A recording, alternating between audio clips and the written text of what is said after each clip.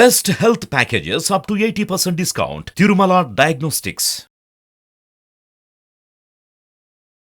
నమస్తే, welcome to Suman TV. నేను విష్ణు. ప్రస్తుతంతో పాటు సీనియర్ ఫినాన్స్ ప్రొఫెషనల్ గిరిబాబు గారు ఉన్నారు. వారితో మాట్లాడదాం. సార్ నమస్తే. సార్ గిరిబాబు గారు. నమస్తే అండి. సార్ గిరిబాబు గారు, ఇల్లు కొందామన్నా, సొంతంగా ఇల్లు నిర్మించుకుందామన్నా ఏ సంవత్సరంకి ఆ సంవత్సరానికి ఖర్చులు విపరీతంగా పెరిగిపోతున్నాయి. అంటే ఫర్ ఎగ్జాంపుల్ ఇప్పుడు మనం 2024లోకి ఎంటర్ అయ్యాం కదా.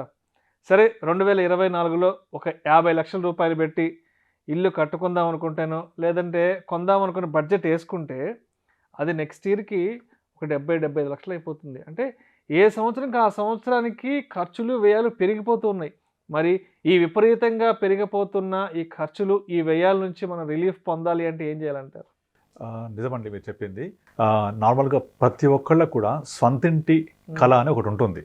ఈ స్వంతింటి కళ నెరవేర్చుకోవాలి అంటే ఆ బడ్జెట్ అనేది ప్రిపేర్ చేసిన తర్వాత ఒక 1 year 2 years నేను ఎక్కడ తీసుకోవాలి అని వెయిట్ చేసే లోపల ఆ ధరలు పెరిగిపోతున్నాయి.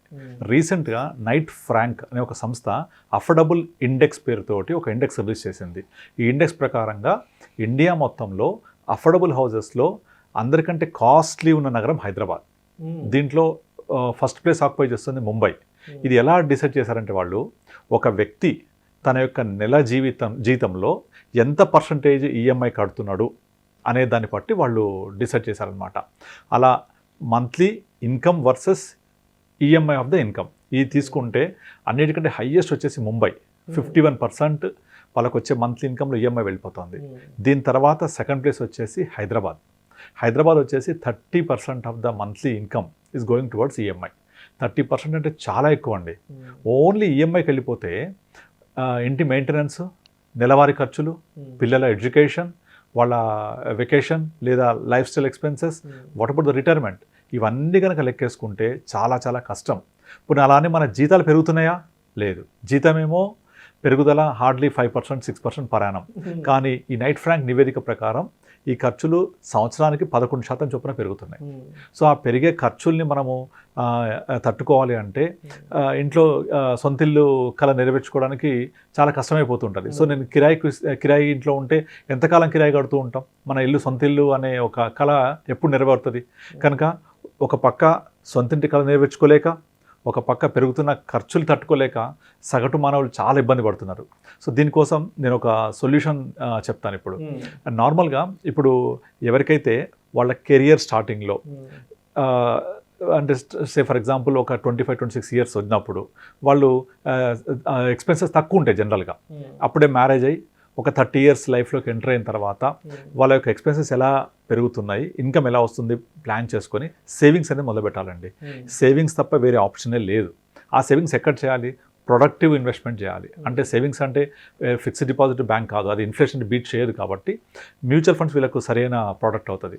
సో ఆ మ్యూచువల్ ఫండ్లో ఇన్వెస్ట్ చేస్తూ ఒక కార్పస్ జనరేట్ చేసుకోవాలి. ఫస్ట్ ఆ కార్పస్ జనరేట్ చేసుకొని ఆ కార్పస్ని మనము 20% డౌన్ పేమెంట్కి, ఆ తర్వాత రిజిస్ట్రేషన్కి, ఆ తర్వాత ఇంటీరియర్స్కి మనము యూజ్ చేసుకుంటే మనము తీసుకునే లోన్ తగ్గిపోతుంది. అయితే మనం 90% కేసెస్లో ఏమవుతుందంటే మనం ఇల్లు ఏమో ఒక 50 లక్షలు అనుకుంటాం. అక్కడ లోన్కి మనకు వచ్చే శాలరీ ప్రకారం చూసుకుంటే 35-40 మించి రాదు. ఆ 10 lakhs కోసం అని చెప్పేసి వాళ్ళు పర్సనల్ లోన్ తీసుకోవడము, ఫ్రెండ్స్ దగ్గర తీసుకోవడము, దాని ఇంట్రెస్ట్ రేట్ ఎక్కువైపోతూ ఉంటుంది. ఆ పర్సనల్ లోన్ తీసుకుంటే మినిమం 12-13% మినిమం ఉంటుంది. అండ్ ఆ గ్యాప్ అంటే నేను ఎంత ఇల్లు తీసుకోవాలి, నాకు ఎంత లోన్ వస్తుంది, ఆ గ్యాప్ ఫిలప్ చేయడానికి పెట్టే ఖర్చు చాలా ఎక్కువ ఉంటుంది. అండ్ ఇంకో రెండోది ఏంటంటే ఆ గ్యాప్ ఫిలప్ చేయడానికి బ్యాంకర్స్ ఏం చేస్తారంటే మనల్ని లాంగ్ టర్మ్కి పుష్ చేసేస్తారు. Instead of 20 years you go for 30 years and 30 years push చేస్తారు. ఆ 30 years పుష్ చేస్తే ఇనీషియల్ 5 to 10 years మనం పే చేసే ఈఎంఐలో ప్రిన్సిపల్ పోర్షన్ చాలా తక్కువ ఉంటుంది, మైన్యూట్ ఉంటుంది. ఈవెన్ 4-5 years తర్వాత కూడా ఫ్యూ థౌజండ్స్ మనకు ప్రిన్సిపల్కి వెళ్ళదు. దానివల్ల ఇంకా కడుతూ పోతుంటాం, అసలు ప్రిన్సిపల్ అలాగే ఉంటుంది, తరగదు. నిజంగా ఒకసారి ఈ ట్రాప్ అనేది ఎలా ఉంటుందంటే అనుభవించడం తప్ప తెలియదు. ఇది మనం ఎన్ని చెప్పినా కూడా. నేను చాలామంది చూస్తుంటా కదా, నేను స్టార్ట్ చేశాను సార్ 4 years 5 years అయిపోయింది ఈఎంఐ, ఇప్పటిదాకా అసలు తీరింది లేదు, ఫ్యూ థౌజండ్స్, బట్ నేను కొన్ని లక్షలు కట్టేసాను ఆల్రెడీ. ఎంత టర్మ్ ఉంది, టెన్యూర్ ఎంత ఉంది అంటే 30 years పెట్టుకుంటాను. ఎందుకు అంటే నాకున్న శాలరీ ప్రకారంగా సరిపోవట్లేదు. అది శాలరీ ప్రకారం సరిపోవాలంటే నేను టెన్యూర్ పుష్ చేయాలి. పుష్ చేస్తేనే నాకు ఈఎంఐ వస్తుంది. లేకపోతే కుదరదు. అయితే ఇవన్నీ కూడా ఎప్పుడు తెలుస్తుంది? వన్స్ ఈ ట్రాప్లోకి వెళ్ళిన తర్వాత, నేను కెరియర్ స్టార్ట్ అయింది, ఎక్స్పెన్సెస్ పెరుగుతున్నాయి, ఇంకా ఇంట్లోంచి ఫోర్స్, సొంత ఇల్లు ఎప్పుడు తీసుకుంటావు అని. ఈ ఫోర్స్ వల్ల ఇంకా తప్పనిసరిగా ఇల్లు తీసుకునేసరికి మనకున్న ఇన్కమ్ ఎంత, ఎక్స్పెన్సెస్ ఎంత, ఈఎంఐ ఎంత కట్టాలి. ఇలా తీసుకుంటే మన ఈ నైట్ ఫ్రాంక్ నివేదిక ప్రకారం 31% వెళ్ళిపోతుంది. సో దీన్ని మనం తట్టుకోవాలి అంటే ఏం చేయాలంటే ముందు నుంచి సేవింగ్స్ చేసి నేను చెప్పినట్టుగా కొంత కార్పస్ జనరేట్ చేసుకోవాలి. First option.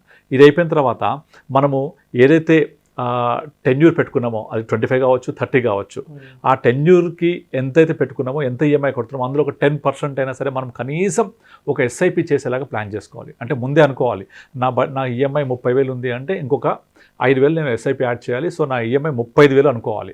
ఇలా చేయకుండా మీరు మీ హోమ్ లోన్ని త్వరగా తీర్చలేరు. ఎందుకంటే ఈఎంఐ కడుతూ ఉంటే 30,000 పడుతుంది, 20,000 పడుతుంది.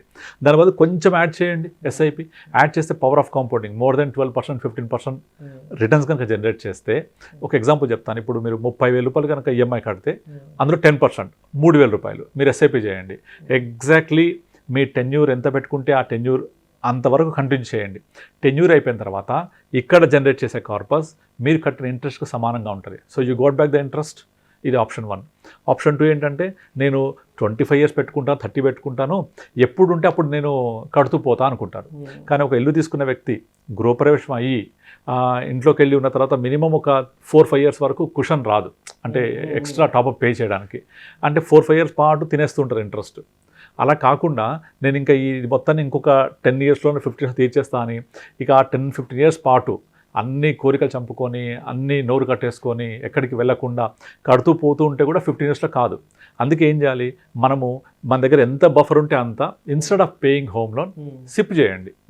అది పవర్ ఆఫ్ కాంపౌండింగ్లో మీరు కావాలంటే చెక్ చేసుకోవచ్చు. 20,000 ఎస్ఐపి 10 years తర్వాత మినిమం ఒక 50 lakhs ఉంటుంది. మనం మాట్లాడుతుందంతా 50-60 లక్షల వాళ్ళ గురించి. సో 10 years తర్వాత ఈ 20,000 ఎస్ఐపి 50 lakhs అవుతుంది. మన దగ్గర 20,000 లేవు. అట్లీస్ట్ 5తో స్టార్ట్ చేయండి, 3,000తో స్టార్ట్ చేయండి.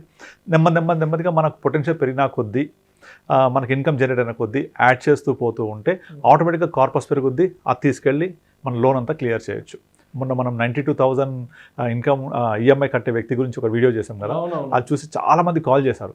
ఎంతమంది దాన్ని కనెక్ట్ అయ్యారంటే అందరు కూడా అదే ట్రాప్లో ఉన్నారు. నేను కూడా ఈఎంఐ కడుతున్నాను 90,000, నాకు వచ్చే 1,50,000 జీతంలో 90,000 పోతే రిమైనింగ్ 60,000తో సరిపోవట్లేదు నాకు లైఫ్, పిల్లల ఎడ్యుకేషన్కే చాలా ఖర్చు అయిపోతుంది, లైఫ్ స్టైల్ ఎక్స్పెన్సెస్, నేను ఇంకా ఎప్పుడు రిటైర్ అయ్యేది, ఎప్పుడు నేను హ్యాపీగా ఉండేది. సో ఇల్లు అనేది హ్యాపీనెస్ కోసమే కదా, బట్ ఈ ఖర్చుల వల్ల హ్యాపీనెస్ పోతుంది. చాలామంది ఆ ట్రాప్లో ఉండిపోతున్నారు. సో వాళ్ళ కోసం నేను చెప్పేది ఏంటంటే, ఈ ధరలు పెరుగుతున్నాయి, ఖర్చులు పెరుగుతున్నాయి, కరెక్టే. ఇంకా నైట్ ఫ్రాంక్ వాళ్ళు ఇచ్చిన నివేదిక ప్రకారం 30% తక్కువ చెప్పాలంటే, అది యావరేజ్ ఆఫ్ ఆల్ పీపుల్. నిజం రియాలిటీలో తీసుకుంటే మోర్ దెన్ 50% ఉంటుంది ఇది ఇన్కమ్ వర్సెస్ ఈఎంఐ. కనుక అంత ట్రాప్లో నుంచి బయటకు రావాలంటే ఓన్లీ సేవింగ్సే మంత్రం. మళ్ళీ సేవింగ్స్ అనగానే మనకు కామెంట్ చేస్తారు, డబ్బులే లేవు, ఈఎంఐకి వెళ్ళిపోతున్నాయి, సేవింగ్స్ ఇక్కడ చేయాలని. ఇంకా తప్పదు, you have to create your own 25th hour. Me 25th hour create చేసుకోండి, కొంచెం ఎంతో కొంత ఎక్స్ట్రా ఎర్న్ చేయండి. ఎర్న్ చేసింది అట్లీస్ట్ ఒక 5 to 6 years వరకు స్క్వీజ్ అయ్యి, అంటే నేను ఏంటంటే 25 ఏళ్ల పాటు ఈఎంఐ కడుతూ బాధపడే బదులు ఒక 5 నుంచి 10 సంవత్సరాలు గట్టిగా కష్టపడి కొంచెం ఎక్స్ట్రా సంపాదించి మనకున్న స్కిల్ని యూజ్ చేస్తూ సేవింగ్ చేసుకుంటే 10 years తర్వాత హ్యాపీగా మొత్తం లోన్ అంతా క్లియర్ అయిపోతుంది. అలా మనం చేయొచ్చు కూడా. నేను చాలామందికి హెల్ప్ చేశాను, దే థ్యాంక్ మీ అలాట్. ఎలా అంటే కార్పస్ క్రియేట్ చేసుకొని హోమ్ లోన్ క్లియర్ చేయడం. మ్యాక్సిమం టెన్యూర్ 10, అందరికీ కూడా 10 years, target 10 years, mission 10 years అలా నేను డ్రైవ్ చేస్తూ ఉంటాను. సో ఆ విధంగా 10 years తర్వాత వాళ్ళు లోన్ క్లియర్ చేసుకోగలుగుతారు. So instead of going for 25 years, 30 years ఈ ట్రాప్లో ఉండే బదులు 10 yearsలో క్లియర్ చేసుకుంటారు కదా. సో అలా మనము ఈ నైట్ ఫ్రాంక్ వాళ్ళు ఇచ్చిన నివేదిక ప్రకారంగా మనం కూడా అందులో ట్రాప్లో పడకుండా ఇలా సేవింగ్ చేస్తూ మన యొక్క ఈ విషయ సర్కిల్ నుంచి బయటకు రావచ్చు. కనుక దీన్ని మనం ప్రాపర్గా ప్లాన్ చేయాలి. ప్లాన్ చేస్తేనే మన ఫెయిల్యూర్కి ప్లాన్ అవ్వకుండా ఉంటుంది. Otherwise without plan is going to A failure for the plan. So అందుకని చెప్పేసి అలా కాకుండా ప్రాపర్గా వెళ్తే మనము డెఫినెట్లీ ఈ సైకిల్ నుంచి బయటకు రావచ్చు. సో ఈ 30%, 40% అనేది ఇవాళ ఉన్నప్పటికీ ఫ్యూచర్లో దీన్ని మనం ఎదుర్కోవడానికి ఒక అవకాశం దొరుకుతుంది. ఎందుకంటే అందరికీ ఇన్కమ్ పెరుగుద్ది కదా, పెరిగిందని బ్యాలెన్స్ చేసుకుంటూ రావాలి. అది అలా చేస్తే బయటకు రావచ్చు. Thank you so much Giribabu గారు. థ్యాంక్ యూ అండి.